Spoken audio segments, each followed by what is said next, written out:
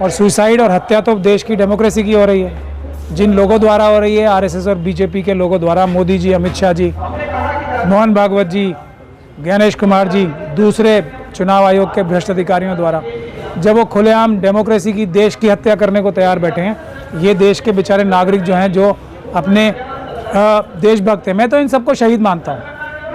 ये वो लोग हैं, और बाकी भी BLO सुन लें, दो रास्ते थे BLOs के पास। एक, देश को बेच देना, देश की डेमोक्रेसी ख़त्म कर देना, देश के साथ गद्दारी करना, देशद्रोह करना, और दूसरा, इन SIR को पूरी तरीके से गैर कानूनी प्रक्रिया का विरोध करते हुए अपनी जान दे देना। मैं समर्थक नहीं हूँ आत्महत्या का, लेकिन मैं इन लोगों से गुजारिश कर रहा हूँ कि आप लोगों को पूरी लॉयर कम्युनिटी मदद करेगी, मना कर दो कि हम बेईमानी नहीं करेंगे, आत्महत्या मत करो। कार्रवाई होगी सर? आप कह रहे हैं कि ज्ञानेश कुमार को मुख्य आरोपी समझा जाए, जो BLO सुसाइड कर रहे हैं, तो क्या उन पे कार्रवाई होगी ज्ञानेश कुमार पे, जो इलेक्शन कमीशन चीफ है? मोदी जी, अमित शाह जी, मोहन भागवत जी, इनके साथ जो मुख्य साजिशकर्ता हैं, ज्ञानेश कुमार जी प्रधानमंत्री नहीं बन रहे हैं, ज्ञानेश कुमार जी उत्तर प्रदेश में चीफ मिनिस्टर नहीं बनेंगे, ज्ञानेश कुमार जी अभी इलेक्शन नहीं लड़ रहे हैं, खुद अपने आप को इलेक्शन में नहीं उतार रहे हैं, वो RSS के कार्यकर्ता के रूप में कार्य कर रहे हैं। तो जो बेनिफिशियरी है, जो इसका लाभ उठाएगा, वो भी मुख्य आरोपी ही रहेंगे, और ये सब लोग जेल जाएंगे इन हत्याओं के लिए भी। देखिए, हत्या क्या होती है? जिस चीज़ को करते हुए मौत हो सके, और इसकी नॉलेज जो वो काम करवा रहा है, वो हत्या का आरोपी है। चुनाव आयोग को ये अच्छे से पता है, ये काम गैर कानूनी है। ये डॉक्यूमेंट्स में हेरा फेरी करने के लिए अगर दबाव, जो वीडियोस आ रही हैं, ऑडियोज आ रही हैं, हेरा फेरी करने के लिए इस कार्य में, एक तो जल्दी कराने का गलत बात है, इस तरीके से कराना गैर कानूनी है, जल्दी कराना गैर कानूनी है, और जो हेरा फेरी करने के दबाव डाले जा रहे हैं, जिसकी वजह से सबसे ज़्यादा आत्महत्याएं हो रही हैं, फर्जीवाड़ा करने के लिए जो चीज़ें डाली जा रही हैं कि कोई डॉक्यूमेंट दे तब भी उसका एक्सेप्ट नहीं करना, शेड्यूल कास्ट शेड्यूल ट्राइब के लोगों का, मुस्लिम, सिख, क्रिश्चियन, बौद्ध और OBC के लोगों का, ये आपराधिक ऐसी गतिविधियां हैं जो हत्या है। इसका चुनाव आयोग को, मोदी जी को, अमित शाह जी को और मोहन भागवत जी को ये अच्छे से नॉलेज है। अगर हम किसी देशभक्त के ऊपर इतना प्रेशर डालेंगे तो वो दुखी होकर आत्महत्या भी कर सकता है, ये नॉलेज है। इसका मतलब ये हत्या है, ये हत्याएं हैं। ज़रूरत इस बात की है कि ममता बनर्जी साहिबा और दूसरे लोग इसका कानूनी कार्रवाई करें, FIR दर्ज कराएं, मोदी जी, अमित शाह जी और मोहन भागवत जी के खिलाफ, ज्ञानेश कुमार जी के खिलाफ हत्या की मुकदमे दर्ज होने चाहिए। सर, आपने अभी कहा कि लोगों को सड़कों पर उतरना चाहिए, लास्ट ऑप्शन है पब्लिक। अब तो वही ऑप्शन है, लास्ट नहीं, वही ऑप्शन बचा है। और लोगों से पहले मैंने आपको क्या कहा है, हम जैसे लोगों को गोली खाने के लिए, लाठी खाने के लिए, जेल जाने के लिए आगे जाना पड़ेगा। पार्लियामेंट में कुछ बोलने से एक कवि सम्मेलन बन गया है पार्लियामेंट, तो अब वहाँ पे अपनी अपनी अच्छी से अच्छी कविताएं पढ़िए, बाहर आ जाइए, उसका रिजल्ट ज़ीरो। पार्लियामेंट में जाके आप कुछ भी बोल लीजिए, असर ज़ीरो, क्योंकि जो EVM के द्वारा चुने हुए PM हैं, उनको आपके पार्लियामेंट में बोलने से कोई फर्क नहीं पड़ रहा है। अब जो आप उनको चुनाव में नहीं हरा सकते। बिहार, UP में मैं अखिलेश यादव जी को और मायावती जी साहिबा को, सबसे पहले मायावती जी को, क्योंकि इसका क्या होगा सर? SIR का, मेरी सलाह अगर मानती ममता बनर्जी साहिबा, तो SIR का बाइकआउट होना चाहिए।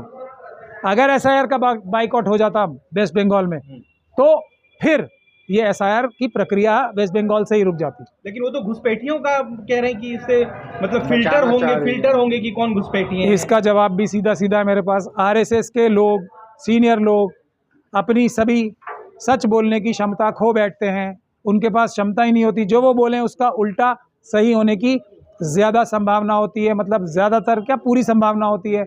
अगर वो ये बोल रहे हैं वेस्ट बंगाल में घुसपैठिए हैं, इसका मतलब साफ है वेस्ट बंगाल में घुसपैठिए नहीं है।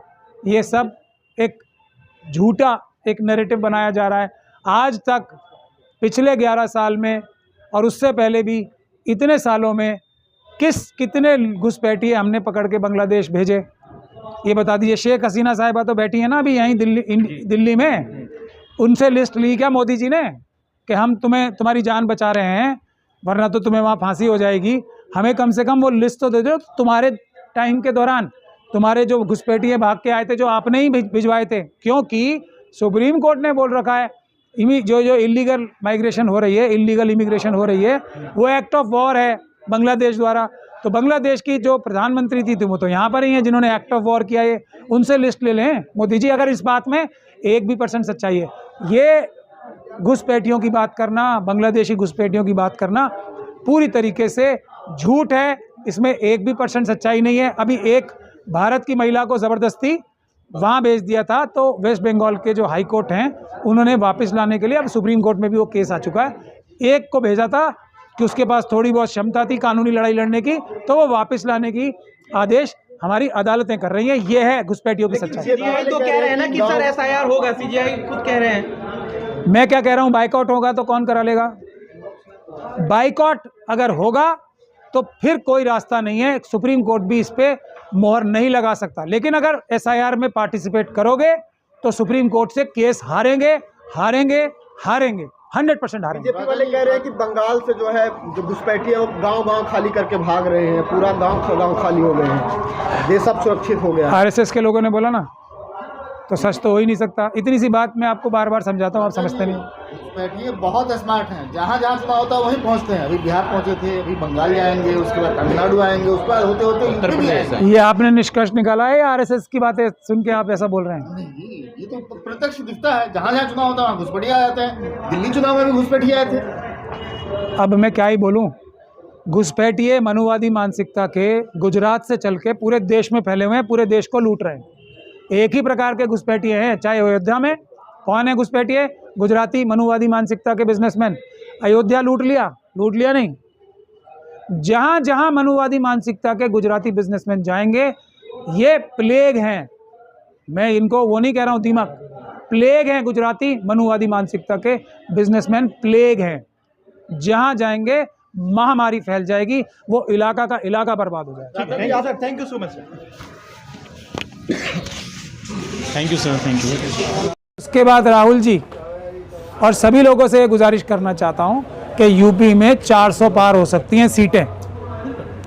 दूसरा ऑप्शन है, अगर आप ईवीएम के खिलाफ लड़ाई लड़ोगे मजबूती से तो 40 भी पार नहीं होंगी।